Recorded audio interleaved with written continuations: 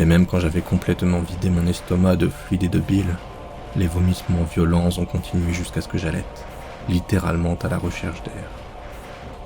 Au moment où les spasmes douloureux se sont calmés, mes joues et mon nez n'étaient plus qu'un patchwork de vaisseaux sanguins éclatés. Et alors que je me fixais dans le miroir, me grattant et frissonnant comme si je n'étais pas à l'aise dans ma propre peau, je me demandais ce qui n'allait pas chez moi.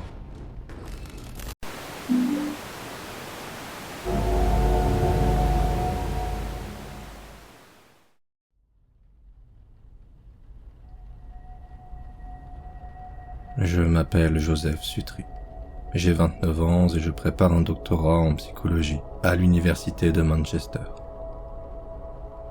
La psychologie est une grande passion pour moi depuis près de 13 ans maintenant. J'ai choisi d'en faire ma certification sur un coup de tête, sans rien y connaître, mais en supposant que ce serait intéressant. Et au moment où arrivèrent les vacances de Noël de cette année, j'étais devenu obsédé par le sujet. J'ai lu énormément de Freud et de Skinner cet hiver-là, puis j'ai dévoré du Jung au Nouvel An. Au moment où l'été arriva à nouveau, j'avais écumé autant de Festinger et Pavlov que je pouvais. Au cours de cette année, j'en suis venu à croire que non seulement la psychologie était un domaine d'études fascinant, mais qu'elle était aussi la clé pour déverrouiller le potentiel illimité de l'être humain. Je veux dire, pensez-y une seconde. Nous sommes devenus phénoménalement compétents pour réparer et maintenir notre matériel biologique. Pourtant, nous ne savons presque rien de notre logiciel. Des traitements psychiatriques opportuns auraient peut-être empêché d'innombrables dictateurs et tueurs en série de prendre des millions, voire même des milliards de vies. Et bien que cela puisse sembler naïf pour certains, je crois que la psychologie était la seule science capable de traiter une telle maladie. Ma passion pour le sujet s'est rapidement manifestée au travers de mes notes. Initialement, mes parents avaient été sceptiques quant à mon nouveau choix de cursus, mais une fois qu'ils ont vu à quel point mes résultats étaient bons, ils ont rapidement changé d'avis. Si cela m'amenait à entrer dans une meilleure université, ils étaient pour et ont bientôt commencé à alimenter mon obsession avec des boîtes entières de livres de psychologie d'occasion. Quand est venu le jour des résultats, ma note A+ en psychologie a assuré ma qualification pour mon premier choix de cours et d'université, un cours de psychologie accrédité par la BPS à l'université de Manchester. Ces 3 premières années d'université ont été parmi les meilleures de toute ma vie. Il était donc naturel que je veuille rester, grossir ma dette étudiante et poursuivre un master dans cette discipline. La seule chose qui m'empêchait de m'engager dans un doctorat était simplement de ne pas avoir de sujet sur lequel je me sentais assez à l'aise pour baser une thèse dessus. Mais vers la fin de mon master, je lisais le magazine NME quand l'idée m'est venue. L'article mentionnait quelque chose concernant les soi-disant effets médicinaux de la musique. Certaines études ont suggéré qu'en plus des choses admises et banales, comme la réduction du stress ou l'augmentation de la motivation, la musique est connue pour avoir des effets beaucoup plus tangibles sur le corps humain. Dans une étude, écouter le bon type de musique a démontré une diminution de la fréquence des crises d'épilepsie. Dans une autre, des patients ont déclaré une réduction de la douleur physique en écoutant leur artiste ou chanson préférée. Comme je l'ai dit, l'article n'abordait le sujet qu'en surface et n'expliquait pas comment la musique avait un tel effet. Puis, quand j'ai cherché sur Google, tout ce que j'ai vu était un tas de scientifiques indécis, de savoir médiéval et de mysticisme farfelu. J'étais depuis longtemps fasciné par la capacité de la musique à influencer la psychologie humaine.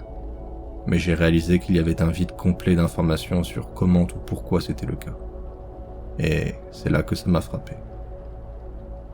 S'il n'y avait pas de papier complet sur l'influence de la musique sur la psychologie humaine, un qui explorait les effets plus mystérieux, moins tangibles, alors je serais celui qui l'écrirait. Quand est venu le temps de la recherche, je suis tombé dans une spirale obsessionnelle de livres, d'articles académiques et de récits personnels. Pourtant, en termes de sources solides, il y avait très peu matière à étudier. J'ai continué à creuser et creuser, trouvant beaucoup de récits douteux ou anecdotiques au mieux. Jusqu'à ce que je tombe sur les œuvres d'un philosophe anglais du XVIIe siècle nommé Robert Hooke. À l'âge de 27 ans, Hooke a reçu le titre de conservateur des expériences par un groupe de riches mondains, connu sous le nom de Royal Society for Improving Natural Knowledge, la Société royale pour améliorer le savoir naturel. Cela a donné à Hooke un accès illimité aux fonds de recherche de l'organisation, et il l'a utilisé pour mener des expériences très bizarres concernant la nature de l'univers. Citant beaucoup du travail de Johannes Kepler, Hooke a étendu les concepts boétiens de musica mundana et musica humana, arguant que l'univers consistait en de la matière en mouvement vibratoire constant, y compris celle qui compose les êtres humains. Si vous avez déjà entendu le terme musique des sphères, c'est exactement à cela qu'il est fait référence. Le concept que l'univers est une symphonie, et que nous sommes tous juste des instruments à jouer. L'idée est même présente dans Le Marchand de Venise de Shakespeare, avec les lignes « Il n'est pas la plus petite sphère que tu vois qui, dans son mouvement, ne chante comme un ange, joignant sa voix au cœur des chérubins aux yeux jeunes. » Hooke a fini par faire tout un tas d'expériences impliquant musique, sons et vibrations.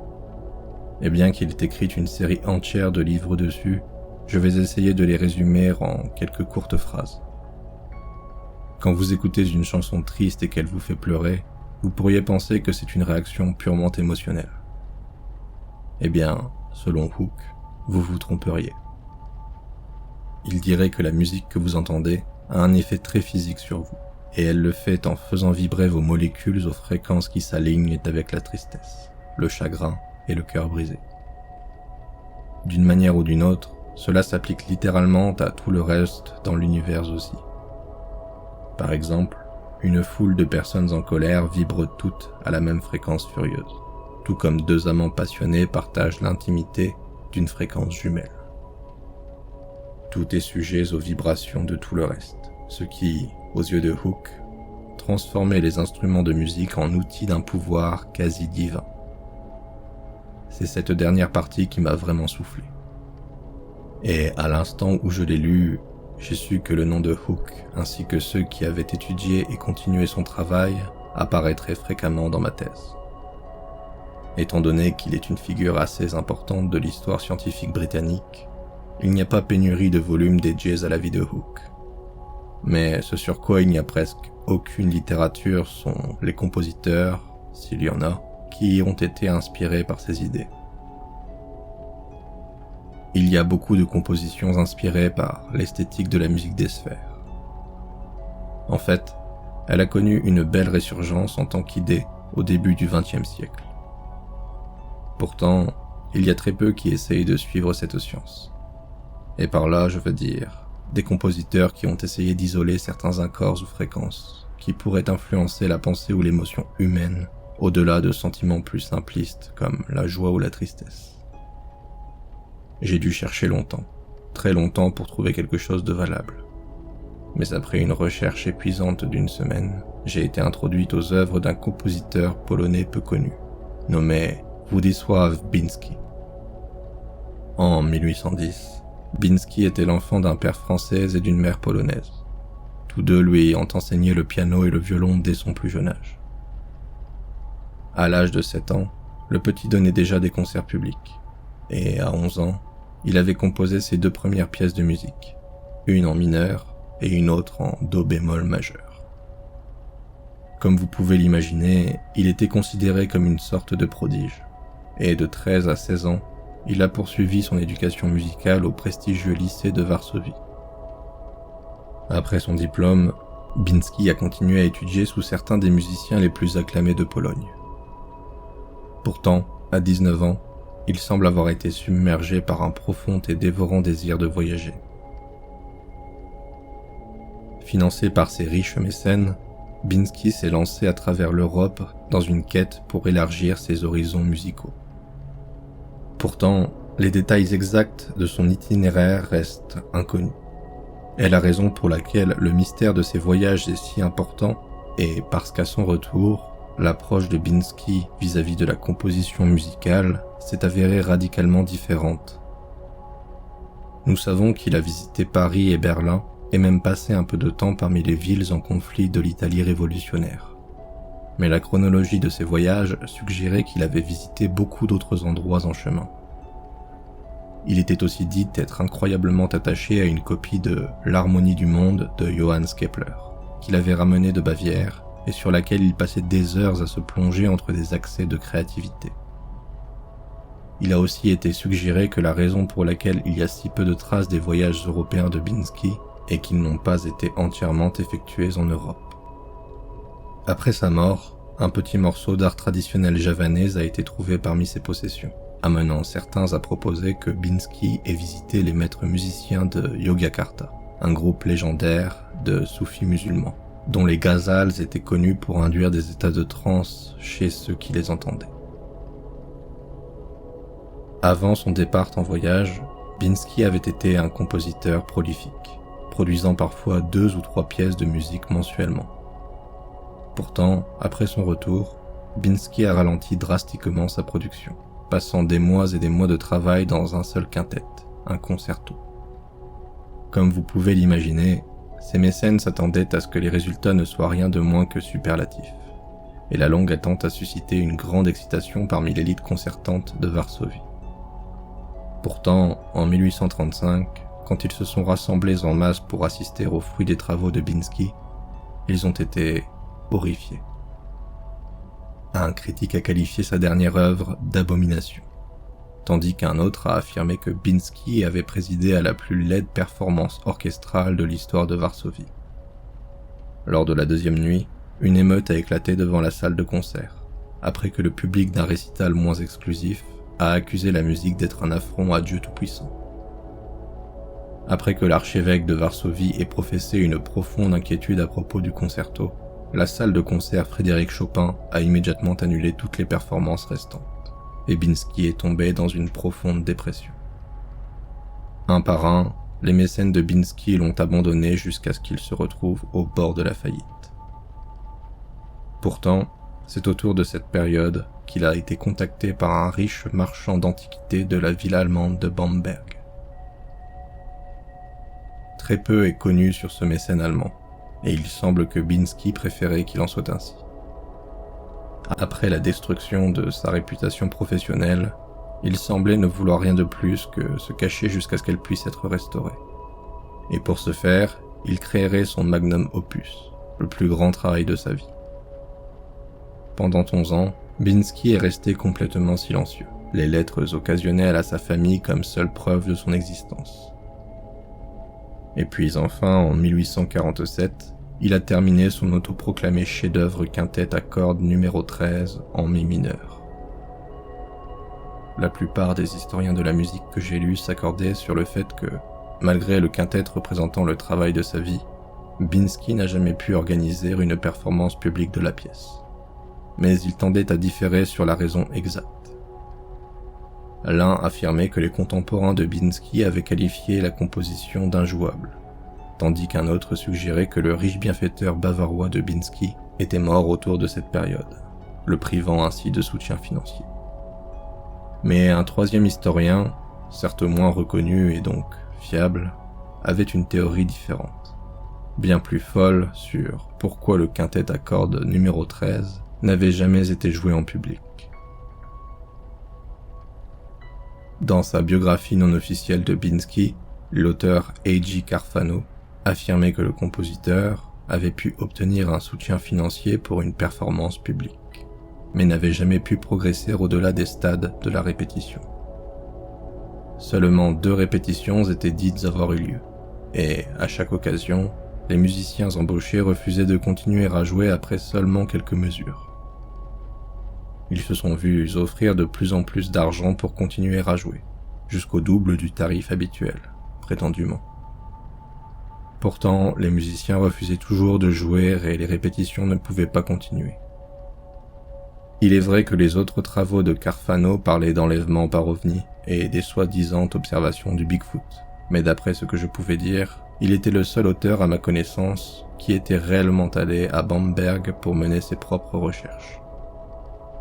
Tous les autres semblaient écarter Binsky comme un has-been décrépit, qui avait simplement perdu son mojo. Or, Carfano, qui avait réellement parlé aux descendants lointains de Binsky, avait une histoire complètement différente à raconter. Contrairement à de nombreuses autres sources qui affirmaient que son échec avait précédé un déclin brusque de sa santé, Carfano affirmait qu'une source fiable l'avait informé que la mort de Binsky fut en réalité un suicide. En fait, non seulement Binsky avait mis fin à ses jours dans les semaines suivant les répétitions, mais plusieurs des musiciens embauchés l'avaient imité. Il y avait une logique sinistre qu'il mette fin à ses jours après un deuxième retour raté. Mais pourquoi un musicien voudrait-il se suicider après avoir simplement répété un morceau? Et pas juste un des musiciens non plus.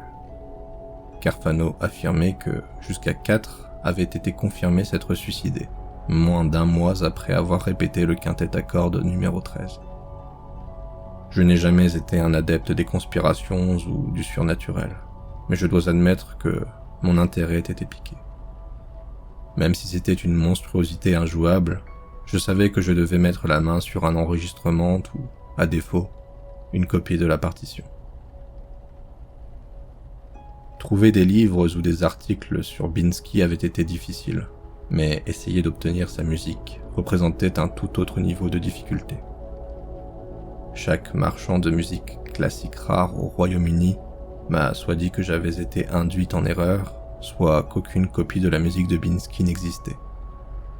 Si je voulais vraiment écouter sa musique, il serait possible d'obtenir certaines de ses œuvres formatrices. Mais pour le quintet numéro 13, j'avais plus de chances de trouver le monstre du Loch Ness, disait-il. C'était décourageant, mais ça ne m'a pas dissuadé pour autant. Et grâce à un usage intensif de Google Traduction, j'ai pu étendre la portée de mes emails à la Pologne natale de Binsky. Ce qui s'ensuivit fut malheureusement beaucoup de réponses similaires. Les gens me disaient que j'étais soit halluciné, soit que je cherchais l'équivalent d'une légende urbaine du 19e siècle. Mais j'ai persisté, et ma persistance a fini par payer. Les propriétaires de magasins de disques avaient eu raison concernant le fait que je ne trouverais jamais d'enregistrement, mais ce que j'ai pu obtenir en revanche était une très vieille copie de la partition. J'ai trouvé une sorte de magasin d'antiquités à Varsovie, mais au lieu de vieux meubles, il abritait d'anciens livres et magazines. Plusieurs centaines de ces magazines étaient liés à la musique, et c'était dans un numéro d'une revue orchestrale allemande de 1921 que j'ai trouvé un court extrait du quintet à cordes numéro 13 de Binsky. Ça ne pouvait pas être plus de 3 ou 4 minutes, une fraction de l'œuvre originale. Mais d'après ce que je pouvais dire, ça semblait légitime. Quand le numéro est arrivé, emballé dans du plastique scellé, je l'ai ouvert avec hâte. Puis j'ai commencé à traduire frénétiquement le texte écrit qui accompagnait la partition. Le critique n'était pas tendre avec elle, et au début j'ai pensé que c'était quelque peu amusant que celui-ci ait choisi de décrire l'œuvre de Binsky comme l'impression d'être physiquement malade. Mais ensuite, je me suis souvenu de ce que j'avais lu sur les musiciens après la répétition. Et soudain, je ne trouvais plus ça très amusant. Une fois la partition en ma possession, tout ce dont j'avais besoin était de trouver quelqu'un pour me la jouer. Et je pouvais soit dépenser des 1000 et des 100 pour embaucher mon propre quintet à cordes, soit, et beaucoup plus en ligne avec mon budget, utiliser un programme informatique pour scanner et lire la partition en quelques clics. J'avais attendu des semaines pour entendre le quintet à cordes numéro 13. Littéralement en passant des heures à imaginer juste à quoi ça ressemblerait. Donc, quand le moment est venu de m'asseoir et d'écouter réellement, j'avais l'impression de fêter quelque chose. Ce n'était pas seulement la conclusion d'un travail acharné non plus, ça avait également pris un air interdit, ce qui ne faisait que rendre tout ça encore plus excitant, une fois que je l'avais enfin au bout des doigts. Il était environ 21h quand j'avais enfin fini de scanner et de traiter les données. Puis, une fois tout cela prêt, je me suis versé un grand verre de vin, j'ai tamisé les lumières de mon appartement. Je me suis assis dans mon fauteuil et j'ai appuyé sur play. Au début, il n'y avait rien que du silence. Puis, progressivement, les cordes ont bâillé pour prendre vie avant de lâcher une rafale assourdie de notes discordantes. Il y avait à peine un rythme, et bien que je puisse comprendre pourquoi certains l'auraient jugé injouable, ça ne me rendait certainement pas physiquement malade. La frénésie des cordes a continué pendant quelques secondes de plus. Mais juste au moment où je commençais à la trouver vraiment irritante, elles sont soudainement devenues silencieuses et un battement de tambour bas et régulier a pris leur place. La percussion a continué pendant quelques instants, juste assez longtemps pour que je me remette à l'aise. Puis, alors que j'étais assis là, les yeux fermés, j'ai commencé à détecter une note aiguë, à peine perceptible, se glisser lentement dans le paysage sonore. Jusqu'à maintenant, c'était le morceau de musique le plus étrange que j'ai jamais écouté. Pas écœurante ou effrayante ou quoi que ce soit, juste bizarre. Mais ce dont je ne me doutais pas, c'était que le quintet à cordes numéro 13 avait à peine commencé. Un gémissement rampant et montant de l'un des violons s'est soudainement glissé le long des mesures tel un large python. Il est devenu silencieux pendant un moment puis s'est immiscé à nouveau. Et j'ai senti les poils sur ma nuque se dresser. L'entendre la première fois était surprenant. L'entendre une deuxième puis une troisième fois m'a donné l'impression que quelque chose rampait sous ma peau. Les cordes serpentines ont bientôt été rejointes par la frénésie basse et violente, ainsi qu'un troisième type de son encore inouï. Ça aurait pu être destiné à une contrebasse ou à un autre instrument à ton bas. Mais après avoir été filtré à travers le lecteur numérique de partition, ça ressemblait au râle de mort d'un chant diphonique mongol. Puis, alors que le son semblait se frayer un chemin jusqu'au cœur même de mon crâne, j'ai commencé à le sentir. Il y avait une pression faible mais soudaine derrière mes yeux ainsi qu'une pression soutenue sur le plancher de ma bouche. Avant que je ne m'en rende compte, je me précipitais aux toilettes et vomissais ce peu de vin que j'avais bu. Mais même quand j'avais complètement vidé mon estomac de fluide et de bile, les vomissements violents ont continué jusqu'à ce que j'halète, littéralement à la recherche d'air. Au moment où tous les spasmes douloureux se sont calmés, mes joues et mon nez n'étaient plus qu'un patchwork de vaisseaux sanguins éclatés. Et alors que je me fixais dans le miroir, me grattant et frissonnant comme si je n'étais pas à l'aise dans ma propre peau, je me demandais ce qui n'allait pas chez moi. Enfin, après peut-être 10 à 15 minutes de vomissement puis de nettoyage, je suis retourné dans mon salon et j'ai été accueilli par le silence. J'ai siroté un verre d'eau, lavant le goût amer de vomi de ma bouche, et j'ai pensé que ça devait être quelque chose que j'avais mangé. Mon régime et mon hygiène personnelle en prenaient toujours un peu un coup quand je travaillais à plein régime. Avec des plats à emporter douteux et des restes encore plus douteux avalés avec du café et du vin, puis encore plus de café, ça avait du sens que mon corps ait simplement décidé de dire stop. Et bien sûr, peut-être que me forcer à écouter le quintet numéro 13 dans cet état m'avait un peu bousculé, mais je ne me sentais pas comme si je voulais me jeter par la fenêtre. Je me sentais comme si je voulais faire une sieste. J'ai décidé de laisser tomber pour la soirée, de me coucher tôt, puis de recommencer frais et disposé le lendemain matin. Mais cette nuit-là, j'ai mal dormi. Je ne pense pas avoir fait de rêve, et si j'en ai fait, je ne m'en souviens certainement pas.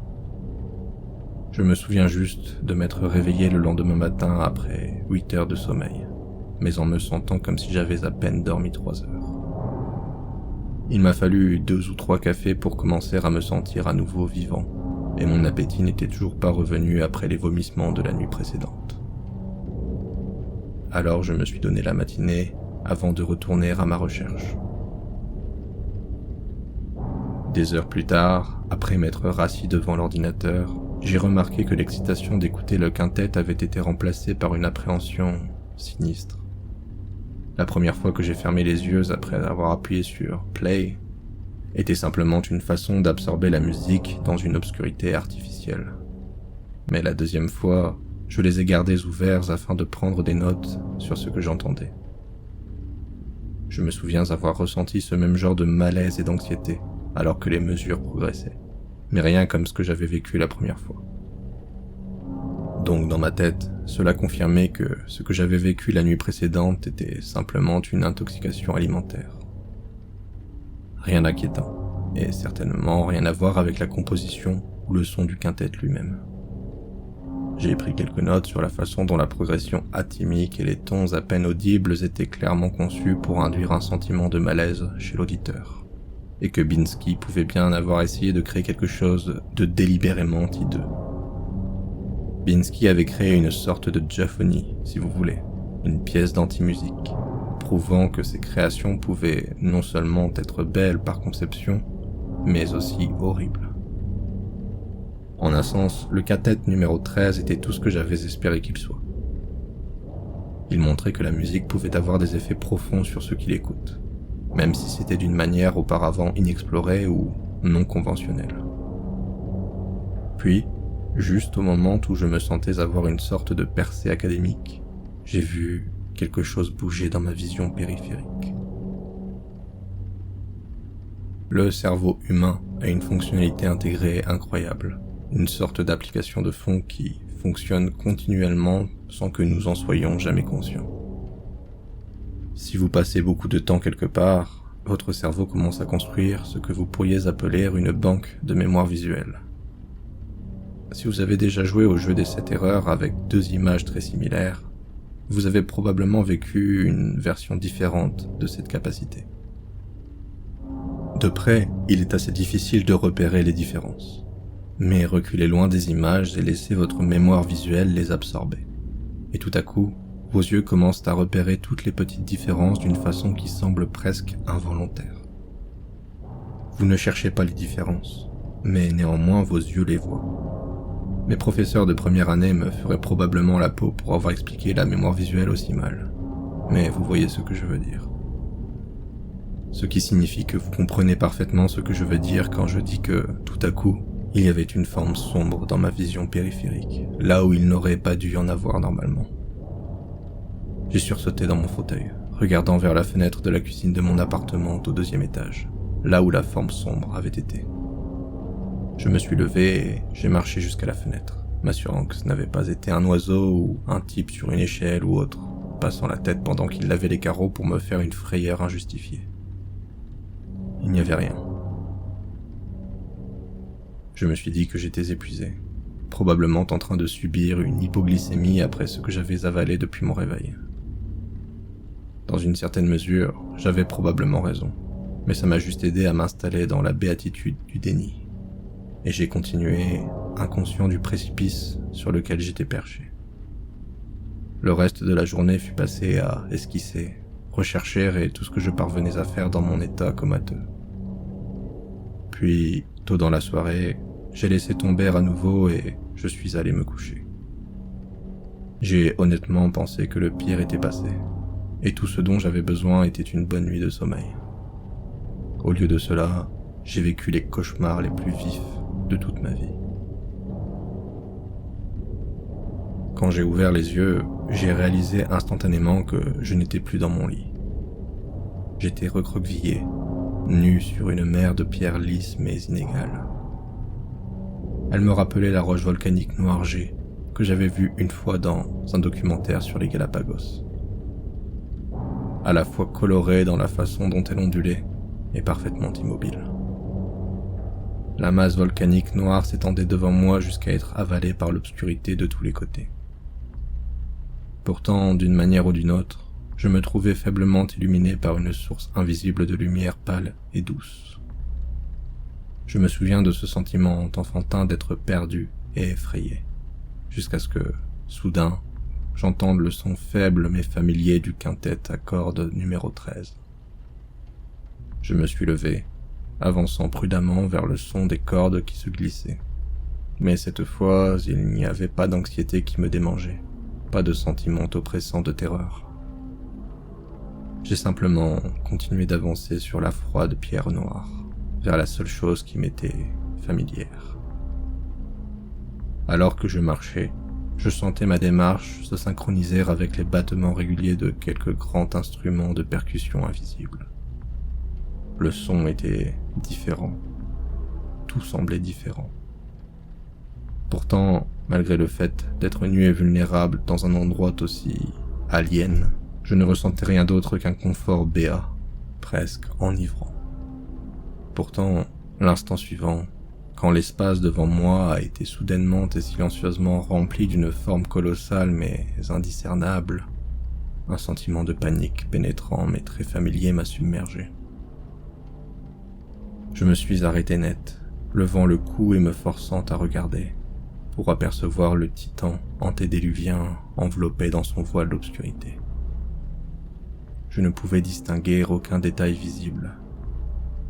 Il n'y avait pas de visage ou d'yeux sur lesquels me concentrer. Pourtant, d'une manière ou d'une autre, je pouvais le sentir m'étudier. Non pas avec intérêt, mais avec indifférence. Ce qui me regardait à travers l'obscurité n'avait pas de nom, du moins aucun prononçable par une langue humaine. C'était à la fois ancien et sans âge. J'ai reculé, alors que quelque chose qui ressemblait à un membre commençait à émerger dans la lumière, telle une fumée liquide. Il était couvert d'un éventail de chiffres plus grands et plus petits, innombrables, lui donnant l'apparence d'un mille pattes de goudron noir, tandis qu'il tressaillait et se tordait en abondance. Je me suis légèrement calmé quand il est devenu évident que la chose ne me voulait aucun mal. Puis j'ai regardé plusieurs des appendices noirs sembler agripper quelque chose d'invisible, comme s'ils s'accrochaient d'une manière ou d'une autre à la trame même de l'espace autour de moi. Puis, dans un mouvement violent, plus rapide que mon esprit ne pouvait le concevoir, le membre a arraché ce qui ressemblait à des milliers de longues fibres blanches, depuis une petite déchirure imperceptible au-dessus de ma tête. Elles étaient d'un blanc pur et brillant, presque lumineuses en contraste avec l'obscurité impénétrable qui nous entourait. Et alors que je regardais dans un émerveillement absolu, je les ai vus flotter sans poids au-dessus de moi comme une anémone de mer vibrante. Je me sentais pétrifié, comme si j'étais témoin du miracle de la création de mes propres yeux, regardant un deuxième membre, peut-être même un deuxième être, apparaître. Le deuxième des grands membres noirs a saisi l'extrémité molle des longues fibres blanches, et avec la même lenteur assurée que son jumeau, a commencé à les étirer, jusqu'à ce qui semblait être le point de rupture. En un instant, elles ont été inondées d'un rouge sanguin profond, comme si les milliers de capillaires pâles étaient désormais chacun remplis de sang. Quand aucune fibre blanche n'est restée, et que chaque vaisseau semblait gorgé de fluide cramoisi, les grands membres noirs ont commencé à pousser et tirer dessus, les pétrissant jusqu'à ce que le sang cède à la chair, et la chair cède à la viande. La chose que les membres ont créée était hideuse dans son pragmatisme. Pourtant, la démonstration m'a mise à genoux. C'était comme s'il me disait « Nous avons fait ça en seulement quelques battements de ton cœur. Imagine ce que nous pouvons faire avec une vie entière. » La prochaine chose dont je me souviens, c'est que les membres ont posé la masse de chair sur la pierre volcanique froide. Elle est restée là pendant quelques instants, tremblant dans ses respirations, comme un nouveau-né. Puis soudain, elle a commencé à bouger. Elle ressemblait à une masse de chair noueuse, luisante d'un fluide amniotique grotesque. Puis, après s'être approchée de moi, poussée par ses parents silencieux et menaçants, elle a commencé à se retourner maladroitement. Un côté de la masse noueuse était orné d'au moins 12 yeux noirs jets clignotants, dégoulinant du fluide embryonnaire. Alors que mon regard passait de l'un à l'autre, tremblant en silence d'horreur devant la monstruosité devant moi, je suis soudainement et intensément devenu conscient d'à quel point la chose était complètement dépourvue d'esprit. Elle ne valait pas mieux que du bétail, complètement ignorante de la vie et de la mort, et du cosmos en perpétuel changement qui l'entourait. Elle n'était pas mauvaise, juste totalement différente de moi-même, et sa présence me terrifiait. Puis, alors que la masse de chair noueuse sentait ma peur, elle aussi a reculé. Puis, bien qu'elle n'ait pas de bouche à proprement parler, elle a commencé à crier.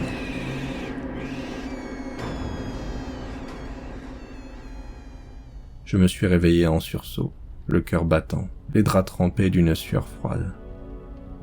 On aurait dit que je n'avais dormi que pendant un temps relativement court. Mais quand je me suis retourné pour vérifier mon téléphone, j'ai vu que j'avais été inconscient pendant plus de 13 heures.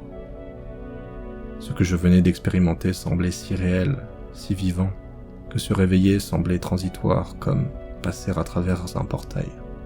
Et l'expérience m'a laissé complètement désorienté, effrayé et épuisé. J'étais honteusement en retard sur mon travail. Pire encore, je n'étais pas du tout en état de continuer. Mais peu importe combien je voulais juste ramper à nouveau dans mon lit et dormir jusqu'à ce que je me sente à nouveau moi, je savais que ce n'était pas une option. Je savais que je devais au moins tenter de travailler un peu sur ma thèse. Et puisque mon obsession pour le quintet à cordes affectait visiblement ma santé mentale, j'ai pensé que la meilleure chose à faire était de tirer sur la corde, pour pouvoir simplement la terminer et passer à une autre recherche. J'ai pris une douche, me suis fait un café, et venais juste de m'asseoir pour prendre quelques notes, quand je me suis soudain senti submergé par le désir d'écouter le quintet à cordes numéro 13, ne serait-ce qu'une dernière fois. Je sais que ça peut sembler complètement fou à certains d'entre vous à ce stade, mais qu'auriez-vous fait à ma place? Pensez qu'un vieux morceau de musique classique mal écrit vous avait jeté une malédiction, ou que vous aviez peut-être besoin d'un jour ou deux de repos, après avoir travaillé comme un forcené pendant environ une quinzaine de jours d'affilée. En plus, 2 écoutes incomplètes et superficielles ne constituaient pas une analyse approfondie. J'étais plus que préparé à un certain malaise pour cette 3e écoute, mais à ma surprise, toute anxiété résiduelle que je ressentais s'est dissipée après seulement quelques mesures. Ni le gémissement discordant, ni la frénésie ne me procuraient ces sensations antérieures épidermiques, et après un moment, le quintet a commencé à sembler presque réconfortant. Après cette 3e et dernière écoute, j'ai réussi à finir mes notes. Puis j'ai pris de l'avance en écrivant une partie de la biographie de Binsky, la plupart encore bien ancrée dans ma mémoire. Mon esprit était clair. Je me sentais bien réveillé. Et le plus important, je faisais des progrès massifs sur ma thèse. Il n'y avait qu'un petit problème. Je n'avais rien mangé depuis près de 48 heures. J'aurais dû être plus faible qu'un chaton à ce stade. Ventre gargouillant, glycémie en baisse, probablement en train de vomir mes tripes d'épuisement. Pourtant, d'une manière ou d'une autre, je me sentais bien. Je n'avais rien bu depuis mon café du matin non plus, mais je n'avais pas la moindre envie d'en faire un autre ou de prendre un verre d'eau. En termes simples, je me sentais repu, dans un état de béatitude presque parfaite. Et après des jours et des jours à me sentir dans un état horrible, c'était un changement très bienvenu. Pendant des heures et des heures, j'ai travaillé durement. Je me suis plongé dans mon travail, sortant 2000 mots avant même de sentir le besoin de faire une pause. Mais quand je l'ai fait, je ne me sentais toujours pas affamé et je ne me sentais toujours pas assoiffé. Et même si mes nuits approchaient, je ne ressentais pas le besoin de dormir. Les 2 seules choses que je pouvais éventuellement me voir faire avant de retourner au travail étaient de prendre une douche et d'écouter le quintet. Alors, j'ai fait ça. Maintenant, je ne vais pas vous ennuyer en me répétant, mais son effet sur moi avait complètement transitionné d'une anxiété nauséeuse à un confort picotant qui donnait la chair de poule. Je me demandais comment il se faisait que je ne ressentais plus le besoin de manger et de boire, s'il y avait quelque chose qui n'allait pas chez moi, quelque chose dont je devrais m'inquiéter. C'est avec cette pensée qui tournait dans mon crâne que j'ai décidé de tester quelque chose. Alors, debout, là, l'eau chaude cascadant sur mes épaules, j'ai soudainement et tout à fait délibérément arrêté de respirer. Avec le son du quintet dans mes oreilles, berçant dans la vapeur chaude de la cabine de douche, j'ai compté jusqu'à 1 minute, sans ressentir la moindre chose. 60 secondes sont passées à 90. Et puis au moment où 2 minutes entières s'étaient écoulées et que je n'avais pas ressenti le moindre besoin d'oxygène, j'ai su que quelque chose était très différent chez moi. Je sais que dans ce moment, j'aurais dû ressentir la panique la plus primaire et la plus animale de ma vie. Pourtant, alors que je fredonnais avec la mélodie dissonante du quintet, je ne ressentais rien d'autre que cette même stase béate que j'avais ressentie toute la soirée. Ça semblait une bonne chose, comme un super pouvoir. Je ne changeais pas pour le pire. J'étais l'homme 2.0, Musica Humana. Et ça ne pouvait être que positif. Je suis sorti de la douche, dégoulinant, et j'ai commencé à me sécher avec une serviette. Le miroir de la salle de bain était embrumé de vapeur. Mais même à travers la condensation, je pouvais voir qu'il y avait quelque chose de très différent sur mon visage. Alors que j'essuyais la buée, j'ai vu que l'un de mes yeux était complètement injecté de sang.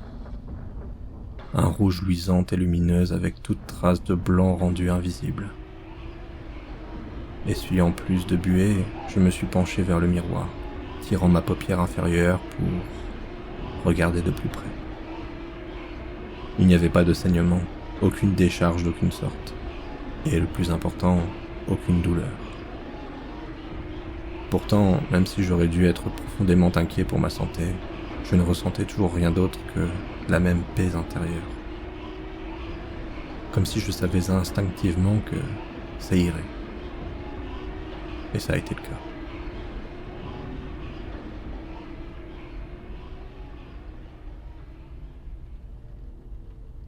La couleur n'est pas revenue à la normale. En fait, le rouge lumineux s'est estompé en un noir profond et impénétrable. Mais ça ne fait toujours pas mal. Et pour être honnête, je ne pense pas que je puisse ressentir la douleur. Plus du tout. Je ne sais pas ce qui me maintient à présent, mais je sais que ce n'est pas le quintet. Je n'ai pas réellement écouté la chose depuis des jours, et quand je ressens ce désir de m'enfoncer à nouveau dans ses profondeurs, tout ce que j'ai à faire est de me rappeler la mélodie, et tout semble à nouveau juste et harmonieux. Quoi qu'il se passe en moi, à l'intérieur et à l'extérieur, c'est autosuffisant. Et je ne sais pas comment l'arrêter. Bon sang, je ne sais même pas si ça peut être arrêté. Je ne pense pas que c'était écouter le quintet qui a fait ça non plus. Je pense que Robert Hooke avait raison, et qu'il y a beaucoup plus à la musique que nous ne pouvons l'imaginer. Il y a un langage, de la même façon qu'il y a un langage ou un code pour tout dans l'univers. Et je pense que le quintet pourrait être une sorte de clé métaphysique, faute d'un meilleur mot. Seulement ce n'est pas une clé qui déverrouille une porte vers un lieu concret. C'est une clé qui déverrouille quelque chose à l'intérieur de nos corps. La raison pour laquelle tant de gens se sont suicidés après avoir écouté ou tenté de jouer le quintet n'est pas parce qu'il vous rend fou ou vous jette un terrible sort. C'est parce que personne n'a pu supporter les changements qu'il provoque. Et moi, je peux, et vous aussi. Mais vous n'iriez jamais vous donner la peine d'écouter le quintet, n'est-ce pas? Surtout pas après toutes les choses que je viens de vous décrire. La croissance peut être intimidante, et le changement peut être carrément effrayant. Donc je ne blâmerai personne de vouloir juste continuer sa petite vie comme avant. Mais ce n'est pas un changement de mode de vie mesquin. Ce n'est pas une stupide mode de bien-être ou de développement personnel. C'est la prochaine étape logique dans l'évolution humaine. Et comme je vois les choses, je peux soit avancer sans vous, soit vous entraîner tous avec moi. Vous voyez, j'ai une petite confession à vous faire. Certains d'entre vous ont peut-être remarqué des bruits plutôt étranges dans la bande-son de cette vidéo. Des bruits qui vous ont fait vous sentir mal à l'aise. Eh bien, je déteste vraiment d'avoir à vous le révéler de la sorte. C'était des extraits du quintet à cordes numéro 13 en mi mineur. Et avant que vous ne paniquiez et n'appeliez le 911 ou quel que soit le numéro d'urgence de votre foutu pays, je ne sais pas si ce que vous venez d'entendre est suffisant pour induire les changements, appelons-les ainsi. Pas à l'ampleur dont ils m'ont affecté. J'ai juste besoin que vous voyiez les choses que j'ai vues, ressentiez les choses que j'ai ressenties. Parce que si vous le faites, vous réaliserez que ce que j'ai découvert ce que Binsky a découvert va tout changer pour le meilleur. Nous passons tous nos vies à chercher un but, à chercher un sens, à chercher Dieu. Eh bien, je l'ai vu. J'ai vu Dieu. Nous ne sommes tous que des cordes dans son archer. Et bientôt, vous le verrez aussi, que vous le vouliez ou non.